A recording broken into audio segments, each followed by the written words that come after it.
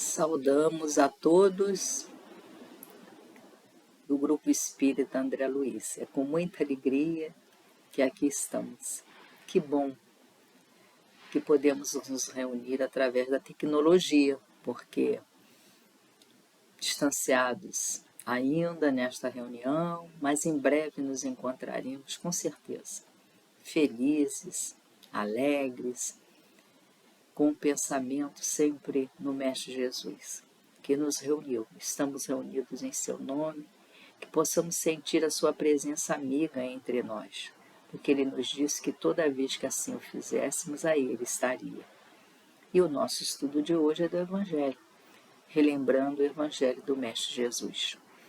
E é o capítulo 24, não ponhais a candeia debaixo do alqueire. E nós estudaremos do item 1º ao item 7º. E como Kardec sempre faz, ele coloca as citações do Evangelho, as referências, em que ele organiza o capítulo, e depois as suas considerações, os seus comentários, o esclarecimento a respeito das passagens que ele destacou. E começa por uma citação do Sermão da Montanha, que está no Evangelho de Mateus. Ele começa no versículo 15. Nós vamos citar o versículo 14, o anterior, a citação de Kardec, em que Jesus diz: vós sois a luz do mundo. Vós sois a luz do mundo. No versículo seguinte, ele diz: ninguém acende uma candeia para pô-la debaixo do alqueire. Põe-na, ao contrário, sobre o candeeiro, a fim de que ilumine a todos os que estão na casa. Vamos entender, né? A candeia significa, vem do latim, significa vela de sebo ou de cera, que designava então a vela, mas passou a denominar um pequeno aparelho de iluminação que se suspende por um suporte qualquer, um prego, né? E ali se colocava um pano, né, embebido em óleo, em azeite, na verdade, né? Lembram no Evangelho, nas Escrituras, estar ali, vai buscar o azeite para a lamparina, né, para a candeia. É exatamente ali se colocava azeite, né, que era óleo, e ali é que se mantinha a luz naquela época, né? Então, era a candeia, né? Tipo uma lamparina. E o que é o alqueire, né? O alqueire era é uma palavra, né? Toda palavra que começa por al vem do árabe, né? Alqueire. Então era uma medida de cereais. Que medida era essa? Era um recipiente de grãos, tipo um vaso, né? Que tinha capacidade para 36 litros de grãos, né? E aí servia para medir. Eles iam colhendo, colocando os grãos ali, e era medido exatamente por esse recipiente. Esse recipiente, ele servia de banco para sentar mesmo, porque ele emborcado, né, as pessoas podiam colocar alguma coisa ali e virava um móvel, né? Então, por isso que Jesus fala a candeia sob o alqueire, porque ele emborcado, né, ele escondia a luz. Ele escondia a luz e, inclusive, apagava a luz, né? E se tornou, então, uma medida. Hoje, a gente fala em alqueire como é uma medida agrícola, né? Usada como medida mesmo agrária, né? Então, vamos entender. Ninguém acende uma candeia, então uma lamparina, a luz, né? Para pô-la debaixo do alqueire. E olha só, o versículo anterior era: vós sois a luz do mundo. Então, o que ele estava dizendo? Nós temos a luz. Nós temos a luz. que, então, nós não podemos escondê-la, porque nós já temos essa luz. E o Dr. Bezerra diz, por menor que ela seja, ela tem que iluminar as trevas, diz o Dr. Bezerra. Né? Ao contrário, põe-na sobre o candeeiro, a fim de que ilumine a todos que estão na casa. Então, a luz, a candeia, tem que ser colocada sobre o lugar que a gente coloca, né, a candeia. O candeeiro seria o móvel em que nós colocamos, né, o utensílio que nós temos para colocar a candeia ali em cima. Então, a luz precisa ficar acima, para que ilumine, e não debaixo. Né? Ninguém há que depois, e aí, no versículo seguinte, ele diz assim, brilhe a vossa luz diante dos homens, para que eles vejam vossas boas obras e glorifiquem vosso Pai que está nos céus. Olha que interessante, essa passagem, então, ficou entre o versículo que ele diz, vós sois a luz do mundo, e o versículo seguinte, depois que ele, ninguém acende uma candeia para pô-la debaixo do alqueire. É verdade. Você não vai acender a lamparina para escondê-lo. Você acende a lamparina, você tem um objetivo, para que ilumine. Né? Qual é a nossa lamparina? Qual é a luz que nós temos, que trazemos em nós? É a luz do Evangelho, é a luz dos ensinamentos do Cristo, é a luz de Jesus, é a luz de Deus, de tudo que nós trazemos gravado em nós. Né? E depois, né, põe ao contrário sobre o candeeiro, a fim de que ilumine todos os que estão na casa, que é exatamente isso que nós fazemos. Jesus criava imagens bem simples, para que todos entendessem. Né? E hoje o nosso objetivo é exatamente esse, né? Propagar essa verdade, mas essa simplicidade da mensagem do Cristo. E a seguir, esse é o versículo 15, e o versículo 16, que é a seguir não ponhais a candeia debaixo do alqueire, Jesus diz, brilhe a vossa luz diante dos homens. Então ele começou dizendo, vós sois a luz do mundo, e depois ele dá a imagem da candeia e do alqueire, debaixo do alqueire, tem que colocar acima do móvel, né? Em cima do móvel, não sob, mas sobre, e ele continua, brilhe a vossa luz. Então nós estamos obrigados mesmo, nós temos o dever de levar essa luz que já possuímos, que já descobrimos em nós, a que ela seja, que ela ilumine as trevas, como diz o Dr. Bezerra, né? Diante dos homens, para que eles vejam vossas boas obras e glorifiquem vosso Pai que está nos céus. E aí temos o item segundo. Ninguém é de Lucas. E aí é a outra forma que Lucas traz para nós dessa mesma passagem. Ninguém há que depois de ter acendido uma candeia, olhem que interessante, né? Lucas utiliza dois, né, versículos. Ninguém há que depois de ter acendido uma candeia cubra com vaso, ou a ponha debaixo da cama.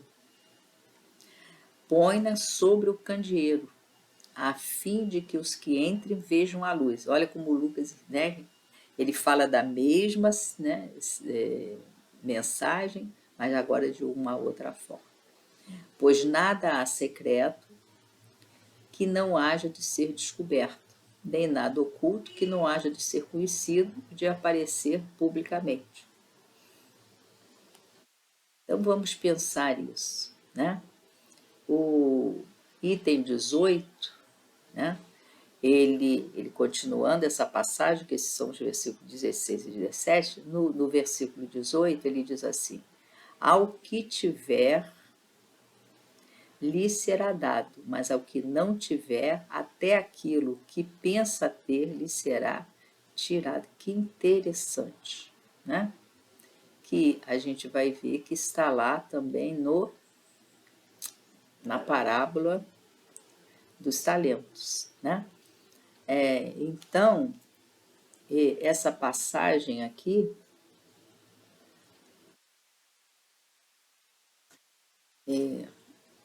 ele diz, né? Nada há secreto que não haja de ser descoberto, nem nada oculto que não haja de ser conhecido e de aparecer publicamente. Porque é exatamente isso. Não existe nada que não venha a ser revelado mais tarde. E aí, olhem só que interessante, Kardec vai fazer considerações a respeito disso, né? A respeito dessa passagem. E sobre o culto e revelação, porque Kardec reflete. Jesus também não revelou tudo, né? Os grandes reveladores enviados pelo Pai, enviados por Jesus, eles não revelaram tudo. E hoje nós também sabemos que ainda não foi revelado tudo. Ué, então existe alguma coisa oculta, não existe? Então, Jesus disse que nós temos que colocar a luz, levar a luz. Mas ele mesmo e o Pai não permitiram ainda que tudo fosse revelado. Como é isso? Então, por isso ele coloca o terceiro item, muito interessante para a nossa reflexão. Aproximando-se,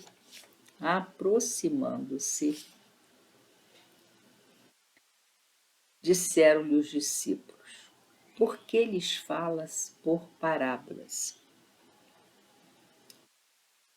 Respondendo-lhes, disse ele: é porque a vós outros foi dado conhecer os mistérios do reino dos céus. E olhem que interessante. Essa pergunta é feita após a parábola dos talentos, né? E aí as pessoas se retiram e ele fica com os discípulos. Então os discípulos dizem a ele: por que lhes falas por parábolas? Porque ele conversava com eles de maneira diferente. Quando ele conversava com os discípulos, normalmente ele não utilizava as parábolas, ele falava diretamente, objetivamente. E então me pergunta, por que lhes falas à multidão, aquelas pessoas todas que estavam ali, por parábolas? Respondendo, disse ele: é porque a vós outros foi dado conhecer os mistérios do reino dos céus. Mas a eles isso não lhes foi dado. Isso não lhes foi dado. Porque aquele que já tem, mais se lhe dará. E ele ficará na abundância. Aquele, entretanto, que não tem, mesmo o que tem, se lhe tirará. Falo-lhes por parábolas, porque vendo não veem, e ouvindo não escutam e não compreendem. E nele se cumprirá a profecia de Isaías que diz: ouvireis com os vossos ouvidos e não escutareis. Olha só, sempre Jesus faz referência, né, às profecias.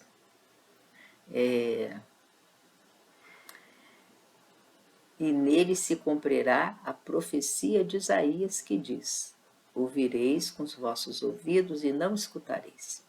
Olhareis com os vossos olhos e não vereis. Aqui, né, Jesus faz essa diferença entre ouvir e escutar, olhar e ver. Então, muitas vezes, nós ouvimos, mas não escutamos. Muitas vezes nós vemos, mas não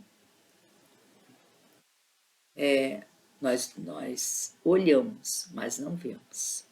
Então, é interessante isso, né? Qual o significado disso? Ouvireis com os vossos ouvidos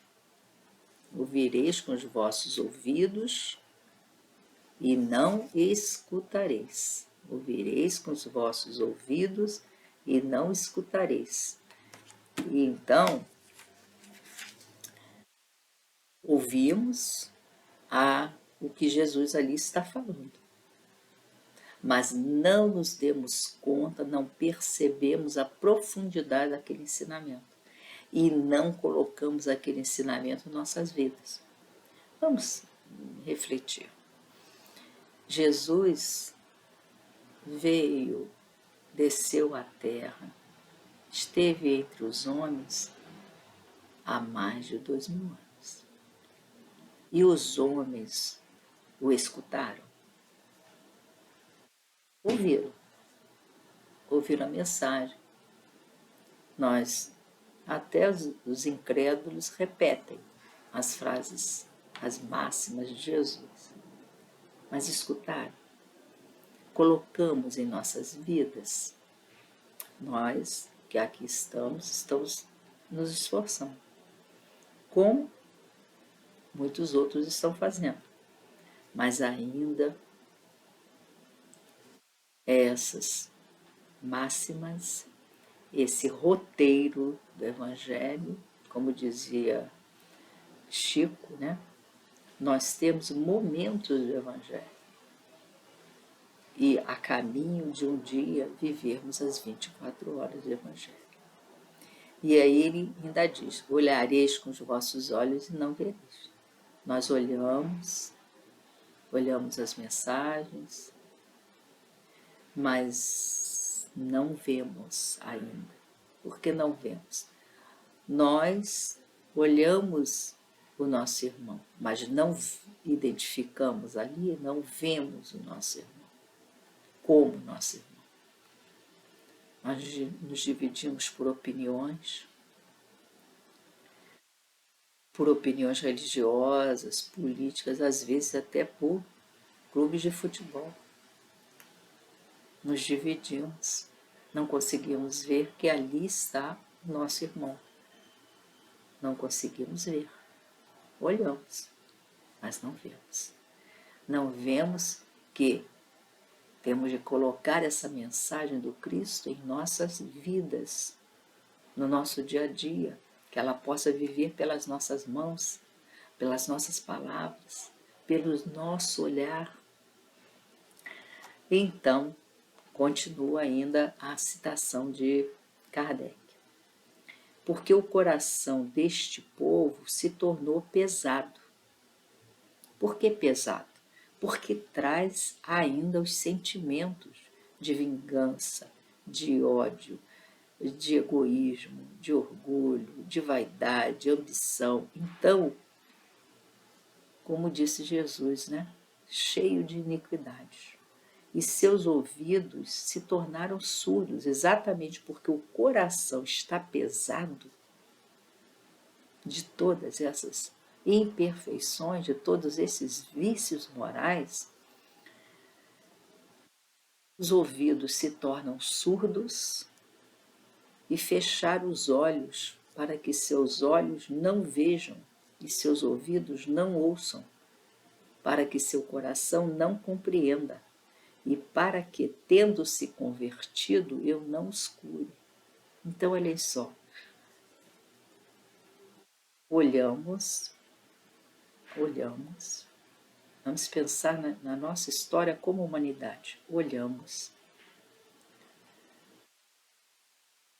ouvimos, mas nos convertemos,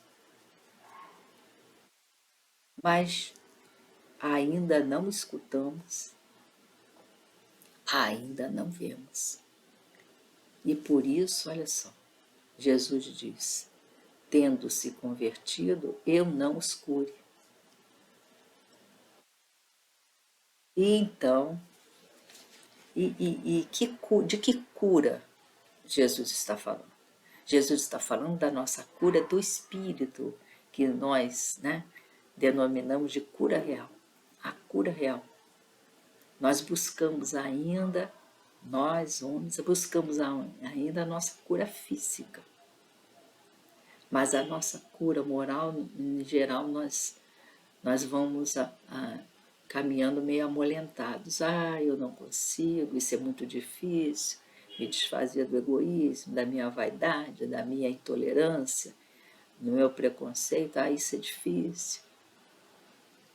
Mas é preciso ir caminhar.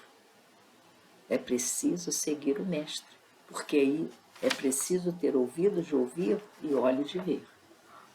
E então Kardec vai fazer o comentário, aliás, os comentários dos itens 4º ao item 7º.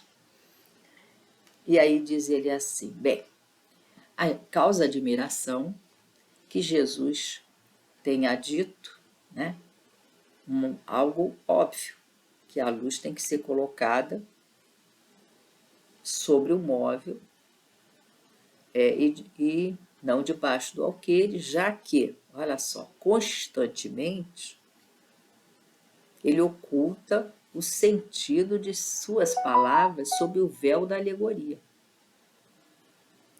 que nem todos podem compreender, porque ele falou por parábolas, mas vamos ver, né? Ele falou por parábolas e aí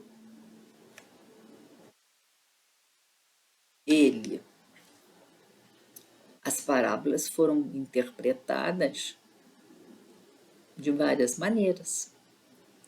E aí, olhem só, por que ele fez isso, não é? E aí, quando nós vamos ao Livro dos Espíritos, essa pergunta Kardec fez aos espíritos. Por que essa revelação que a doutrina espírita hoje avançou, né, em 1857, por que ela não foi feita logo no início? Por que não foi dito logo ao homem? E aí ele diz, olha, o alimento que vós dais às crianças recém-nascidas não são o mesmo alimento de que vos alimentais. São alimentos, né? Não é possível. Então, a mesma coisa o conhecimento. O conhecimento é dado gradativamente, paulatinamente, ponto a ponto, paulatinamente. Então, é feito também assim, essa sabedoria do Pai, essa sabedoria do Mestre. Ele não podia dizer aquilo para o qual a humanidade ainda não estava preparada. Então, essa revelação vai aos poucos. Por isso ele diz aos discípulos, né? Eles ainda não têm ouvidos de ouvir e olhos de ver. Eu posso falar convosco, né? Com aqueles discípulos, ele podia ir um pouco mais adiante. Mas com a multidão era de maneira diferente. Então, ele diz assim, né? Falo-lhes por parábolas porque não estão em condições de compreender certas coisas. Eles veem, olham, ouvem, mas não entendem. Fora, pois, inútil tudo dizer-lhes por enquanto. Digo, porém, a vós porque dado vos foi compreender estes mistérios. Procedia, então, diz Kardec, como nós procedemos com as crianças. À medida que elas vão perguntando, nós vamos respondendo. Mas nós não respondemos, é tudo. Não dá para dar um problema de física a uma criança que não sabe nem ler, né? Então, diz Kardec, tal sentença não se deve pôr a candeia debaixo do alqueire, mas sobre o candeeiro, a fim de que todos que entrem a possam ver. Tal sentença não significa que se deva revelar inconsideradamente todas as coisas. Você vai revelar de acordo com a adequação, né? Falar com adequação às pessoas. Todo ensinamento deve ser proporcionado à inteligência daquele a quem se queira instruir. porquanto há pessoas a quem uma luz por demais viva deslumbraria sem as esclarecer. Dá-se com os homens em geral o que se dá em particular com os indivíduos. As gerações têm a sua infância, sua juventude, sua maturidade. Cada coisa tem que vir na época própria. A semente lançada à terra fora da estação não germina. Interessante essa imagem também de Kardec, né? É verdade. O agricultor, ele sabe em que momento ele deve lançar a semente. Aí ele prepara a terra, ara ali, né, para colocar a semente. Se ele colocar antes, não dá certo. Se ele colocar depois, também é complicado, né? Mas o que a prudência manda calar momentaneamente, cedo ou tarde será descoberto. Por isso que Jesus diz que não há nada oculto, nada secreto, que não venha a ser revelado. Porque naquele momento se oculta, mas mais adiante estamos nós aqui com a doutrina que foi anunciada pelo Cristo e que hoje vai caminho um pouco à frente do que o Cristo pôde revelar. Porque chegados a certo grau de desenvolvimento, vou repetir até a frase, né, para nós ver. O que a prudência manda calar momentaneamente, cedo ou tarde será descoberto, porque chegados a certo grau de desenvolvimento, os homens procuram por si mesmos a luz viva. Porque aí nós vamos em busca do conhecimento. Somos nós mesmos que saímos em busca dessa luz, né? Pesa-lhes a obscuridade. Exatamente. Todos nós, vamos lembrar aqui, se nós chegamos, em algum momento, nós buscamos essa doutrina abençoada que nos esclarece, nos ilumina. E que nós, hoje, pela nossa vivência, pelo nosso exemplo, pelos nossos atos, palavras, né? Nós tentamos levar as pessoas, nós levamos. De onde nós estivermos, nós seremos um pontinho de luz, não importa o tamanho dessa luz, mas nós seremos um pontinho de luz pelos exemplos que dermos. E então é importante isso, é muito importante isso, porque essa luz ela vai, né, se espraiando. E aí, tendo-lhes Deus otorgado a inteligência para compreenderem e se guiarem por entre as coisas da terra e do céu, eles tratam de raciocinar sobre a sua fé. Porque nós chegamos aqui, alguns pela dor, mas foi um caminho, outros buscando o mesmo conhecimento. Nós estávamos, né, quem chegou pela dor estava buscando uma resposta, estava buscando a luz, estava buscando, né, entender aquela situação. É então que não se deve pôr a candeia debaixo do alqueire, visto que sem a luz da razão desfalece a fé, a luz da razão. E então, né, nós temos, vamos pensar, né, sobre essa candeia, né? Então, nós temos de colocar essa candeia, representa o conhecimento que nós já temos do Evangelho do Mestre Jesus, a nossa doutrina abençoada, tudo que nós já sabemos. E como Jesus resumiu na lei do amor, amar a Deus sobre todas as coisas, ao próximo como a si mesmo. E ainda nos deu outro mandamento vos dou, amai-vos uns aos outros como eu vos amei. E, ao se despedir, ele disse aos discípulos, né? Meus discípulos serão conhecidos por muitos se amarem. Então, o amor, como ele disse, resumia toda a lei e os profetas. Então, nos cabe colocar essa luz no mais alto que pudermos. Mesmo a nossa luzinha, né, que bruxuleia, acende e apaga, né, como um vagalume, como um palito de fósforo, né, ela atrai. Quanta gente ela atrai? São os que vêm buscar consolo, mas também buscam a esperança. Eles buscam, né? Quem chegou pela dor, ele estava buscando consolo, entender aquela situação, mas buscando a esperança e a paz, né? É uma luz modesta, né? Mas é a partir daí que se iniciam as grandes tarefas. Começamos pelo pouquinho, né? Aquele, né, que se decida a iluminar o mundo, comece por iluminar a si mesmo, né? Não deixando essa luz debaixo do alqueire, mas colocando-a sobre o móvel, sobre o candeeiro, né?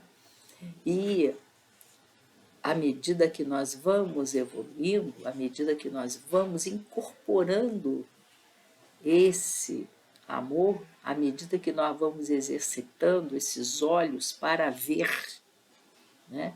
E esses ouvidos para ouvir, realmente para escutar, nós vamos ampliando. Essa luz vai chegando, ela, né, que brilha a vossa luz, essa luz ela vai, né, aumentando de volume, se pudéssemos dizer assim, né, de intensidade, e vai iluminando maiores áreas e mais pessoas. Daremos sempre na medida das nossas forças.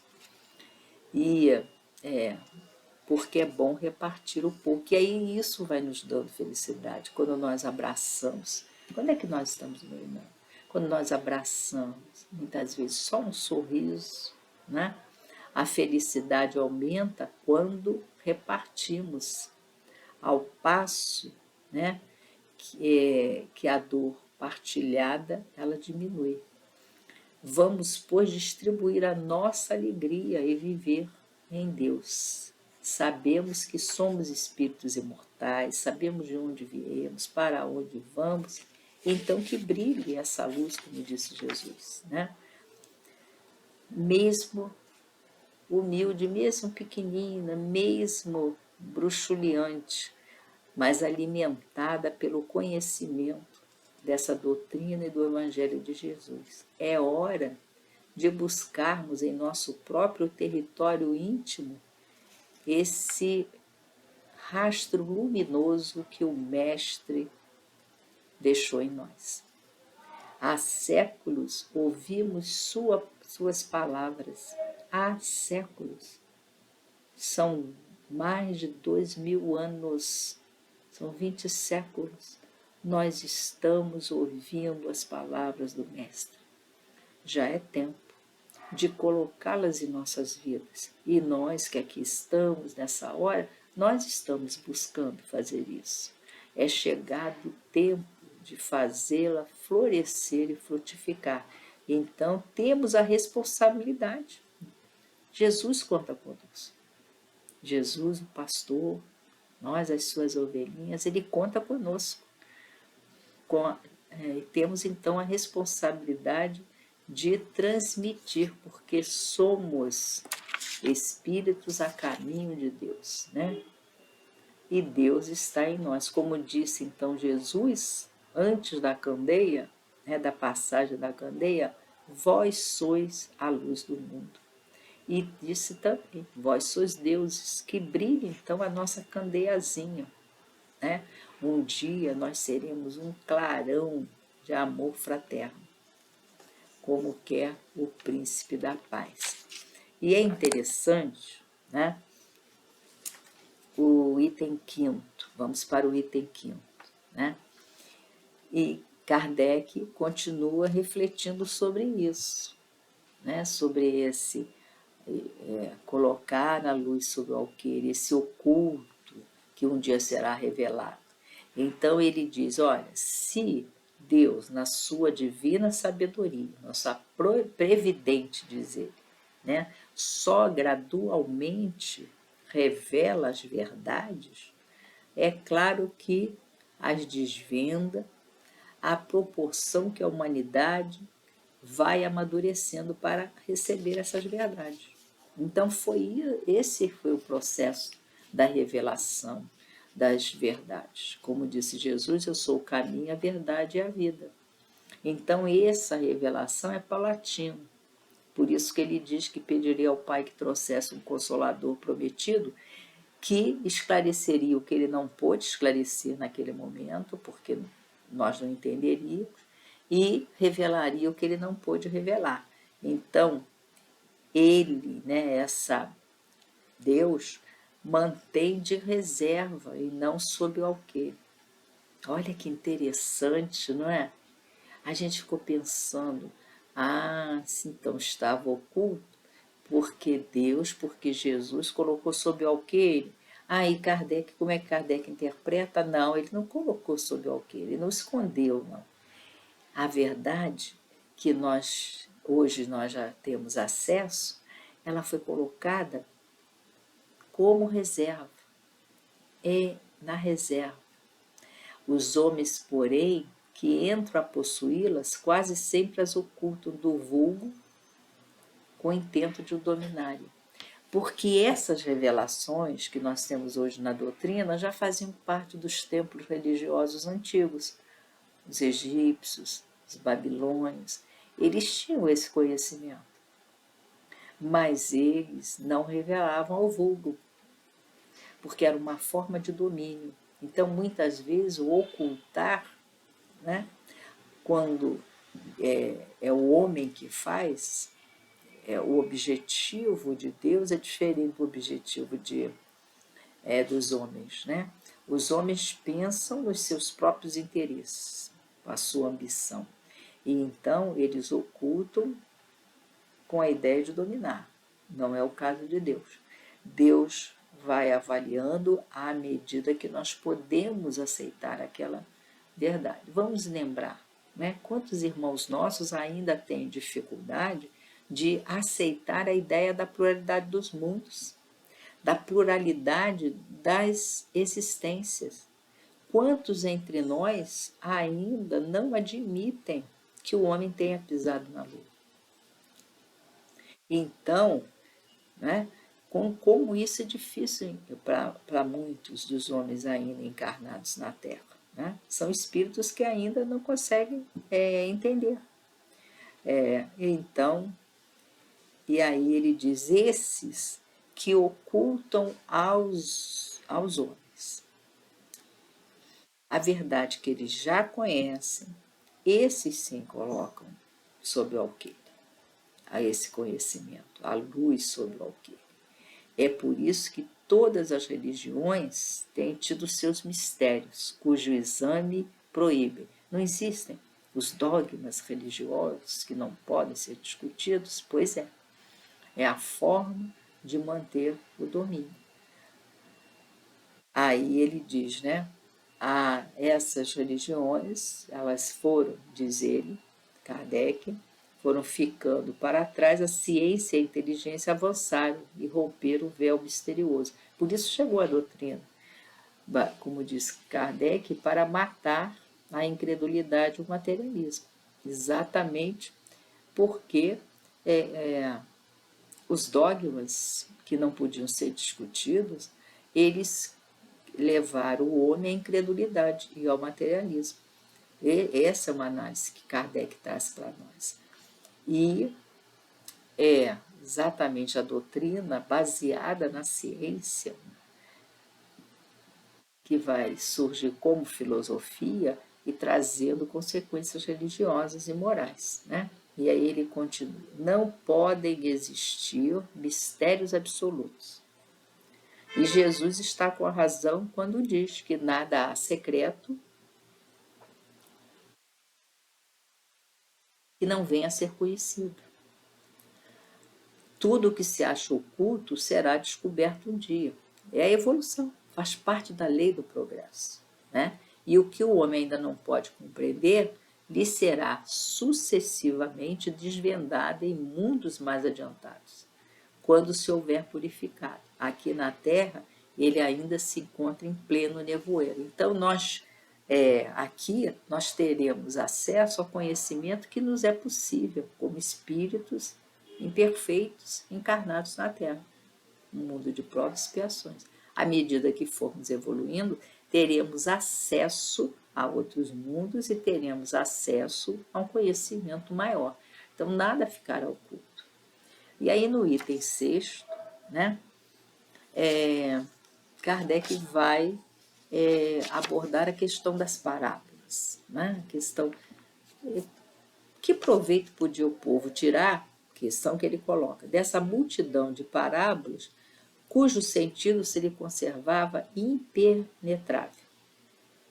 É de notar-se que Jesus somente se exprime. Aí, olha um ponto que é importantíssimo para nós entendermos as parábolas. As parábolas são uma alegoria, é uma forma de você passar um conhecimento e fazendo, né, uma história, uma ilustração com princípio, meio e fim, e para o espírito, para a pessoa, para o seu nível de conhecimento, ela percebe, aquilo fica no espírito dela, meio inconsciente muitas vezes, né?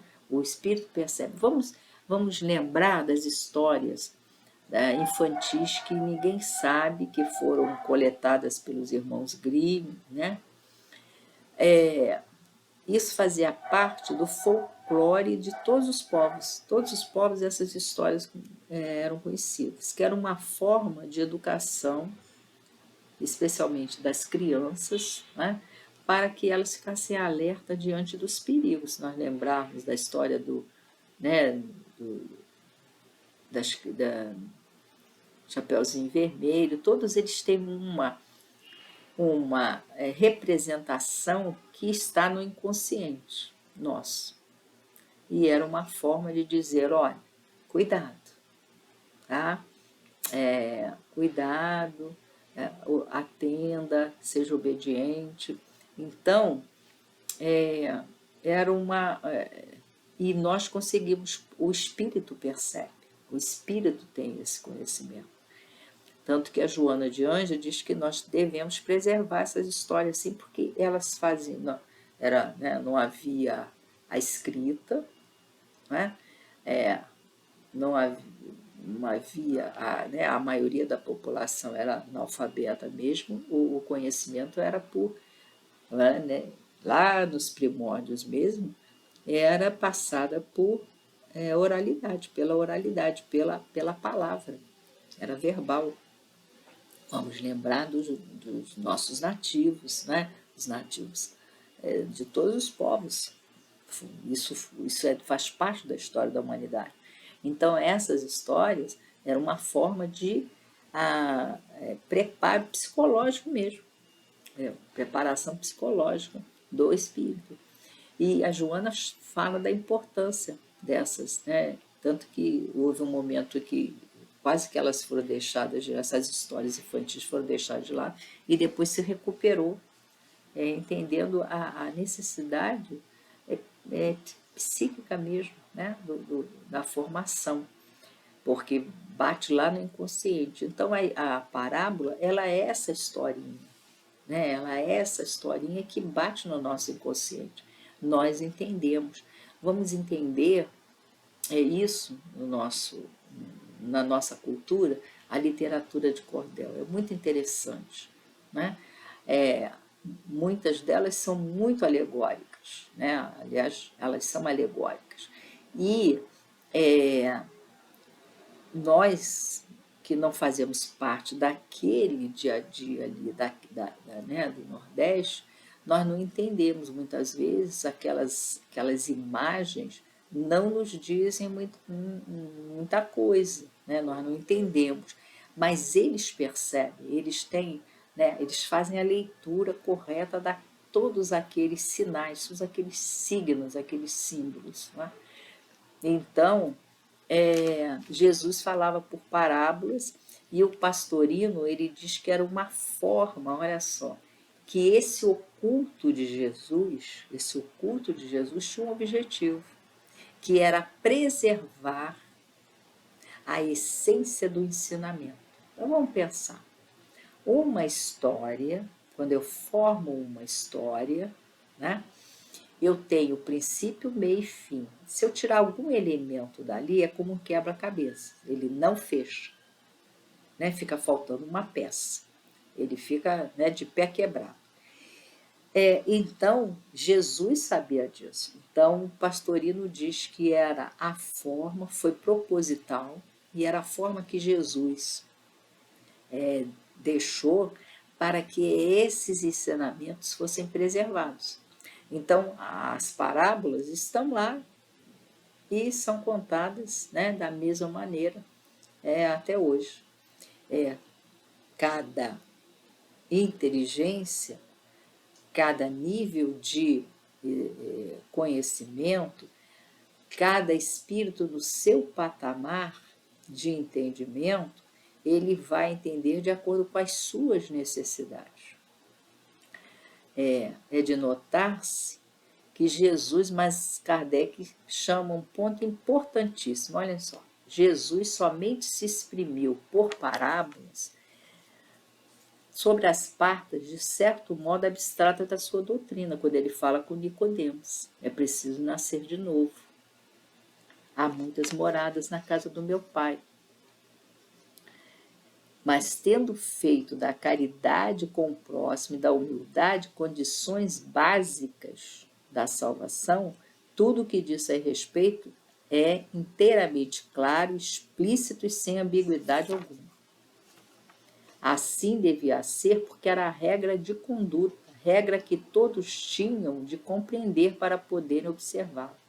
Era o essencial para a multidão ignorante, a qual ele se limitava a dizer: eis o que é preciso se faça para ganhar o reino dos céus. Por amar a Deus sobre todas as coisas e ao próximo como a si mesmo.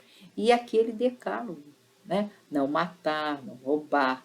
Então, Jesus, ele foi claro: perdoar, reconcilia-te com o teu adversário. O que era ação?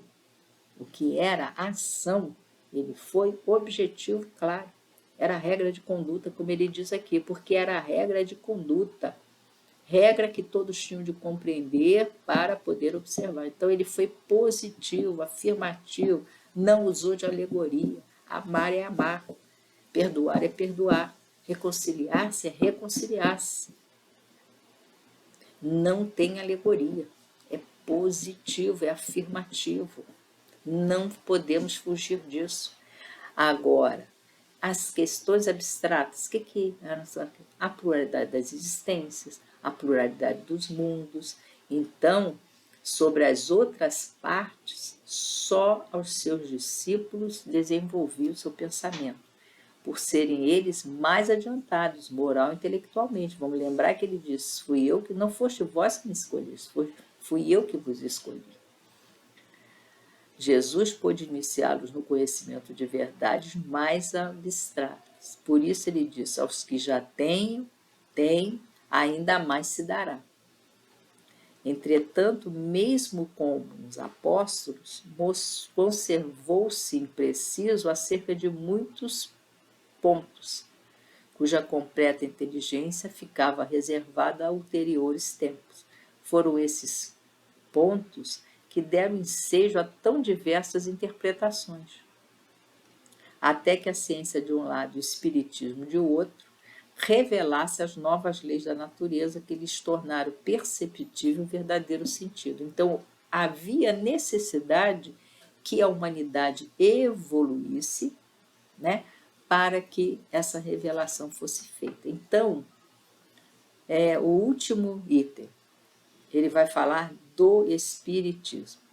O Espiritismo hoje projeta a luz sobre uma imensidade de pontos obscuros. Não a lança, porém, consideravelmente. Com admirável prudência se conduzem os espíritos ao darem suas instruções. Até os espíritos, olha, só gradual e sucessivamente consideraram as diversas partes já conhecidas da doutrina. Afirmaram o que a humanidade já sabia, deixando as outras partes para serem reveladas à medida que se for tornando oportuno fazê-las sair da obscuridade. No Livro dos Espíritos 17, nós temos o seguinte: é dado ao homem o conhecimento, né, de todas as coisas, do princípio das coisas. E aí o que os espíritos respondem? Não, né, porque isso faz parte dos mistérios de Deus. Mais adiante ele pergunta se um dia o homem terá acesso a esse conhecimento. Ele diz que sim, quando chegar ao estado de espírito puro. Então nós estaremos sim acessando esse conhecimento à medida que nós formos evoluindo, que é o que Kardec nos diz aqui. Se houvesse apresentado completa, se os espíritos houvessem apresentado completa a doutrina desde o primeiro momento, somente a reduzido número de pessoas ela teria se mostrado acessível. Houvera mesmo assustado as que não se achavam preparadas para receber, do que resultaria ficar prejudicada a sua propagação. Vamos lembrar que no mesmo momento em que a revelação da pluralidade das existências era dada ao mundo, na Inglaterra os espíritos não falavam a respeito, porque naquele momento aquele povo ainda não estava acostumado, rejeitaria a mensagem. Então olha como é que, né, Deus, na sua sabedoria, vai nos revelando paulatinamente. Jesus é o nosso condutor, o governador do planeta. Se, pois, os espíritos ainda não dizem tudo, né, ostensivamente, não é porque haja na doutrina mistérios em que só alguns privilegiados possam penetrar, nem porque eles coloquem a lâmpada debaixo do alqueire. É porque cada coisa tem que vir no momento oportuno. Eles dão a cada ideia tempo para amadurecer e propagar-se, antes que apresentem outra, e aos acontecimentos o de preparar a aceitação dessa outra. Então, queridos irmãos, nós temos, graças a Deus, entre nós, em nós, esse conhecimento. Conseguimos entender o que os espíritos nos trazem.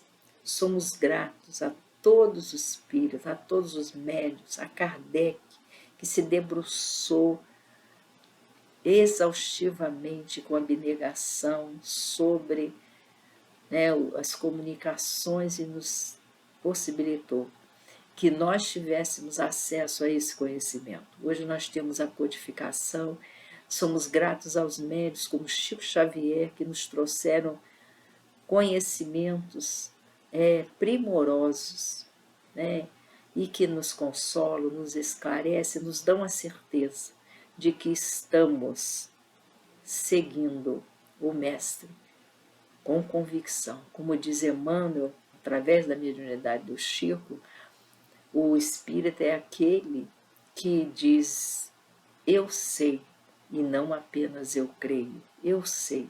Nós sabemos que é assim.